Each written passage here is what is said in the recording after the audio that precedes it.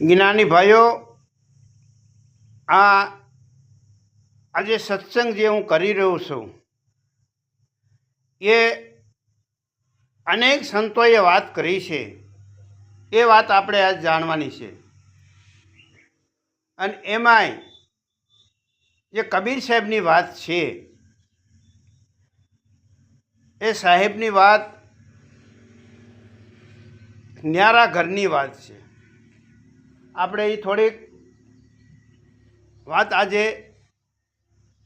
કરી, પણ તમને જો મારો જ્ઞાન અને સત્સંગ ગમતો હોય તો સબસ્ક્રાઈબ કરજો, શેર કરજો અને લાઈક કરજો, જેથી કરીને તમને મારો જે જ્ઞાન છે એનો પ્રકાશ તમારા ઘટ ભીતરની અંદર પડશે અને અંધકાર દૂર થાય છે. અને આ ઓડિયો આખે આખો પૂરેપૂરો તમે સાંભળજો. અને જો નહીં સાંભળો તો આ વાતથી તમે વિચિત રહી જાઓ. કબીર સાહેબ યાત્રા કરવા નીકળ્યા છે. એ ધીરે ધીરે ચાલતા ચાલતા રસ્તામાં એક ગામ આવે છે. ત્યાં ગામની અંદર જાય છે. એક ઘેરે ત્યાં બેન દહણું દળે છે. એટલે પેલા સખીઓ હતી, તમને ખબર જ છે, હાથ દળાયની, પથ્થરના ઘંટલાની, અને એમાં વસાડે ખીલો આવતો એક બાજુ પડમાં. એ ખીલો પકડી અને બેનું દીકરીઓ દરણા દળત્યું. અને દરણા દળીને લોટ જે થાય એના રોટલા અને રોટલી કરતા. અને આજે આપણે ઇલેક્ટ્રિક સાધનો આવી ગયા છે એટલે એનો ઉપયોગ કરીએ છીએ. હવે કબીર સાહેબ જે આ દ્રશ્ય જોઈ જાય છે, ચલતી સકી દેખ કે કબીરા બેઠા રોય, આ સાખી બાપા આવે છે બધી મારા વાલાઓ. એટલે કબીર સાહેબ રોવા મળ્યા. ત્યાં એક ભાઈ નીકળે છે અને કબીર સાહેબને પૂછે છે કે મહાત્મા, આપ રોવા કેમ બેઠા? કોણે તમારો દિલ દુભાયો અને શું તકલીફ પડી? ત્યારે કબીર સાહેબ કહે છે કે મારો દિલ તો રોજ દુભાય છે. હું સત્ય વાત કરો અને લોકો માનતા નથી. એમાં જે આજ હું દ્રશ્ય જોઈ ગયો છું એટલે મારો જે દિલ છે ને એ હલી ગયો છે. એટલે મને રોંઘું આવ્યું અને હું રોઉં છું. મારા દુઃખને રોઉં છું અને આ સંસારના દુઃખને રોઉં છું. એટલે ભાઈ, એવી કઈ વસ્તુ તમને તકલીફ કરાવી કે આ સંસારના તમારા દુઃખને બેને રોવાનું તમને મન થયું? તો કે સામે નજર કરો. જો પેલા બેન ગંટલે બેઠા છે અને દાણા નાખી નાખી અને લોટ દળે છે.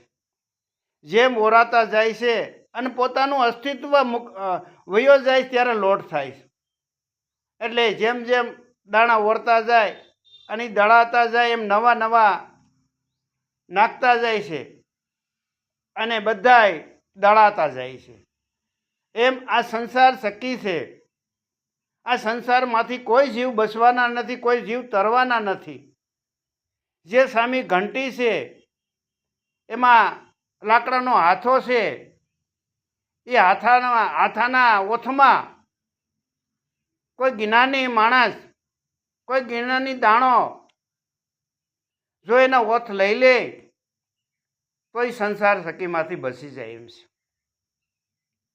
આને હું રોઉં છું કે આમાં બસવાવાળા કોઈ છે?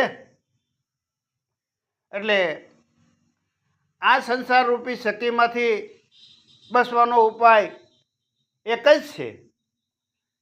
જે ગુરુ છે એ કાંથા તરીકે છે અને એને ઓથ લઈ લે તો આનું દેહ છે ને એ પીચાતું બંધ થાય અને પીચાય નહીં અને અખંડ અવિનાશીને પામી જાય.